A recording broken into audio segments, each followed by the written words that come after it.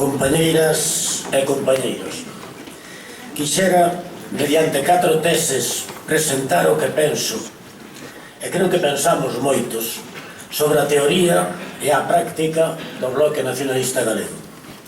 A primeira tese formularei así: nunca foi máis necesario un partido nacionalista de esquerdas. Un capitalismo imperialista, globalizador, apátrida e invisible rodéanos e afóganos.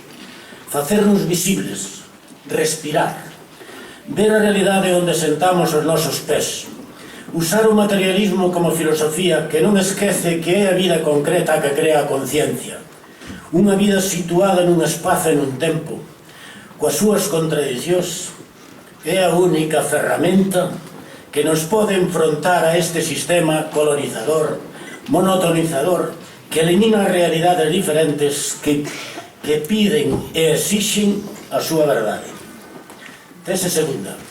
A realidade galega pide urxentemente unha resposta. Non expoñerei polo miúdo cal é esa realidade. Permítanme dicirles que 3 son para min as notas esenciais que definen o como estamos. A primeira, o envellecemento e a disminución da poboación. Somos poucos e por riba vellos. Como decía Castelao, Galicia non protesta, emigro. Se hoxe vivise diría, o galego non protesta, non nace. Siga a emigración, pero sobre todo, e unido a ela, non hai crecemento vegetativo. A segunda variable que nos define hoxe é o desmonte acelerado dos sectores productivos e sen produción non hai futuro. Sen traballo non podemos solucionar o que dixemos na variable primeira. A terceira é a folclorización da nosa cultura. De novo voltamos a que os poderes usen a nosa forma de transformar o medio para desprezarnos, odiarnos, fuxir do que somos. Tese terceira, o Bloque Nacionalista Galego como antídoto frente ao sinalado. 3 foron, e siguen a ser, os principios estratégicos e constituíntes dos programas, dos comportamentos e do ser do Bloque Nacionalista Galego. E isto son a xustiza social, a soberanía nacional e a democracia popular.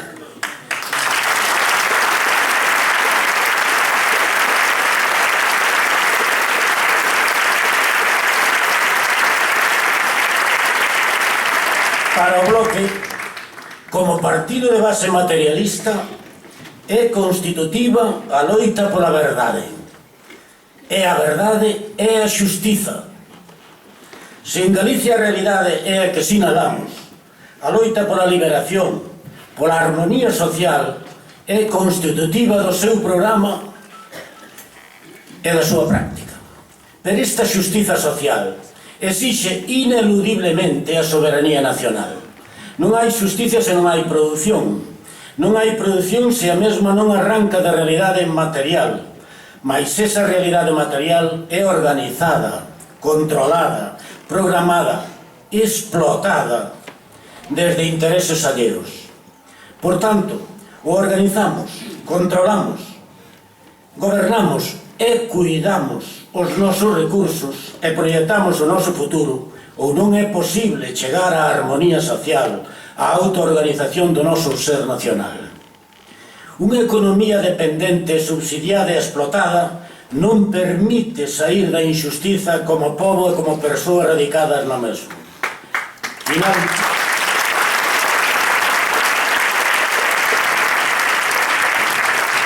Finalmente, se non controlamos os nosos, entón non hai democracia real. Pode haber democracia formal, pero non é o mesmo. Seguiremos nunha oligarquía con votos, nunha democracia plutocrática que arranca as persoas radicadas aquí a posibilidade de ser donos e propietarios do seu destino. Cuarta e última tese, o deber de decidir.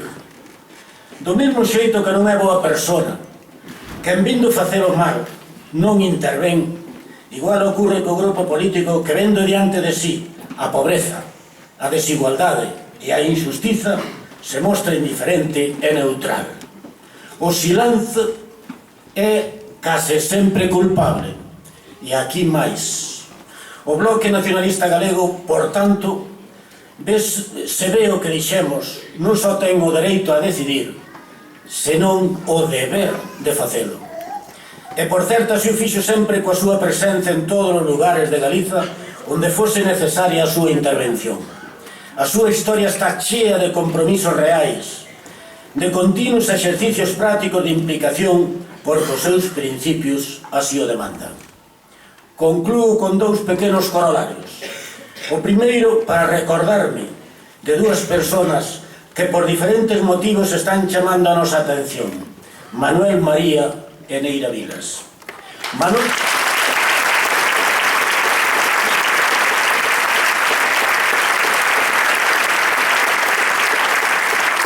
Manuel María dicía nun cativo poema isto: quen nos diga que temos que ter paciencia e calar, ou é que xa mandan nós, ou é que pensan mandar.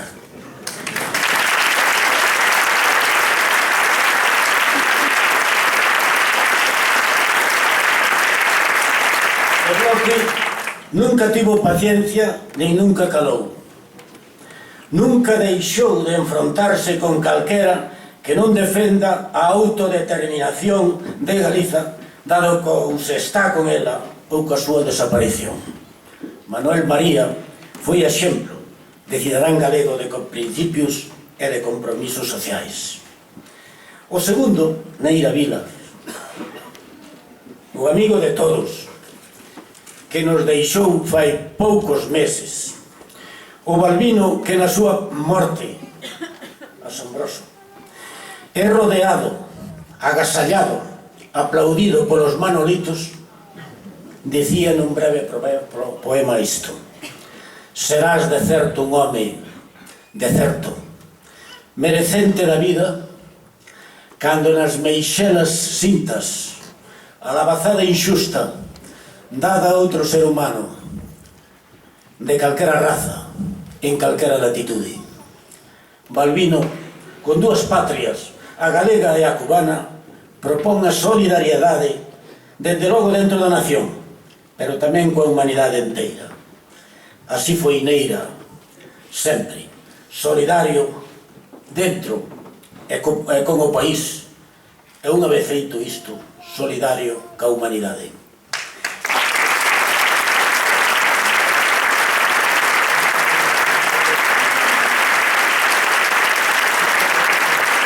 O segundo corolario ten que ver coa necesidade de vacinarnos hoxe contra os 4 virus que están aí tentando furar os miolos dos galegos. O virus da impotencia, non hai nada que facer. O virus da resignación, mexan por nós e hai que dicir que chove. O virus da amnesia, o presente apareceu por arte de maxia. Non tivo causas e así sen máis. E se non hai causas, para que buscar un futuro distinto? Vivimos xa no mellor mundo dos posibles. E finalmente, o virus da indiferencia, sálveme eu e que chova. O Bloque Nacionalista Galego ten de ser, mediante os seus programas, as súas estrategias e tácticas, a vacina, o antídoto que todos necesitamos.